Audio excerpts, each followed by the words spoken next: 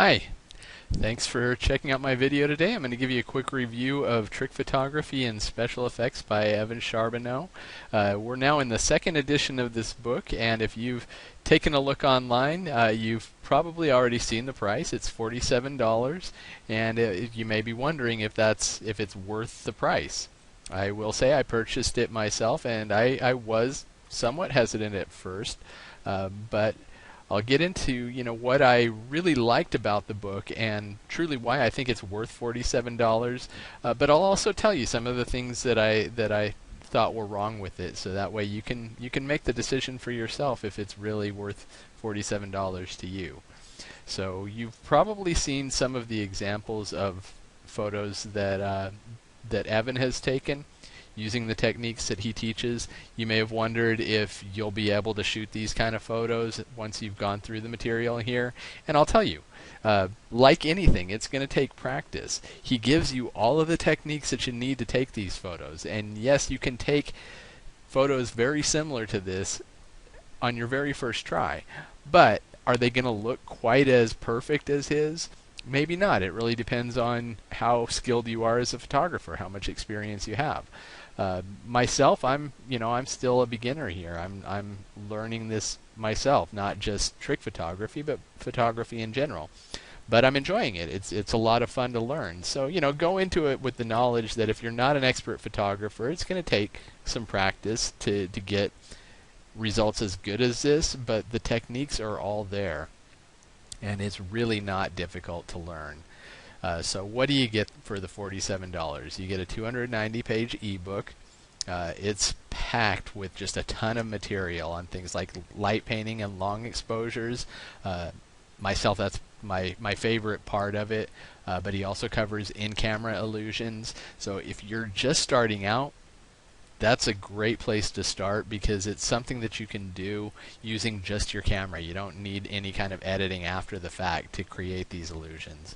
He teaches you about high-speed photography, which I'm going to back up and show you an example of that. That hand punching the water, that's exactly the technique that he teaches. Not real difficult. It does require some lighting, and you will need a tripod for that. So just something to be aware of. But just so you know, a lot of these techniques, especially the in-camera illusions, don't require anything more than the camera that you already have. DSLR is preferable, but a lot of this you can do with just a basic point-and-shoot camera or even your cell phone camera. So he also teaches HDR photography, which is a technique where you combine several exposures of the same scene to make sure that each area of the photo is perfectly exposed. If you've ever shot, especially landscapes, you've probably had some pictures where part of it will be perfectly exposed, part of it will be overexposed, and part of it will be underexposed. If you shoot several exposures and combine them, the entire photo just comes out perfect. So that's the technique that he teaches in HDR photography. He also talks about panoramas, which can be a really fun technique. Multiplicity, and that's a technique where you'll shoot several shots of the same scene, but your main subject in the photo appears in several places throughout the scene. And that subject, it can be yourself, it can be your dog, it can be your car, whatever you decide you want to take a picture of.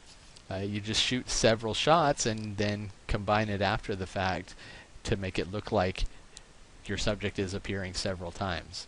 It's a lot of fun, and it's not difficult to do at all.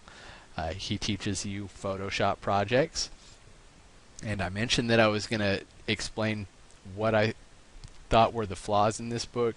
To me, this is the biggest flaw, is he talks about Photoshop and he doesn't really go too much in detail about any alternatives to Photoshop. But I want to let you know that there is a free piece of software. He does mention it, but he doesn't really give you much detail about it. But the GIMP is open source, it's completely free, and it does almost everything that Photoshop does for free. So you don't need to spend $700 on Photoshop. I wish he would have explained a little bit more how to use the GIMP. There was a little bit of a learning curve, but so far I've been able to do everything that he taught in Photoshop I've been able to do in the GIMP. So it's definitely something you don't feel like you need to go out and spend the money on Photoshop, and don't feel like you need to do something kind of shady or something illegal by downloading an illegal copy of Photoshop. So anyway, and there's a whole lot more in here. This is just scratching the surface of what's available. And then beyond the ebook, there's over 9 hours of video that supports the ebook. So if you're the type of person that learns better by watching rather than reading about it, these videos are really going to help you out. Myself, I like having both. A lot of times I'll even be reading and watching the video at the same time, kind of glancing back and forth. And that really just helps it to sink in for me. But having both for most people is really ideal. So anyway, I hope that you enjoyed my review here. If you decide that you would like to get this for yourself, it is risk-free to try it out. You get 60 days to try it, and if you decide that you don't like it, they will refund 100% of your money. I have seen no reason to ask for a refund myself. However, I have dealt with ClickBank before, and ClickBank is the company that fulfills this order. They are completely painless when it comes to getting refunds. So if it turns out that you make the purchase and it just doesn't fit for you, you can be completely confident that they will refund your money, no questions asked, for 60 days. So if you decide that you'd like to try that out, click the link right below this video, and I appreciate your time, and I look forward to seeing you soon. Thanks.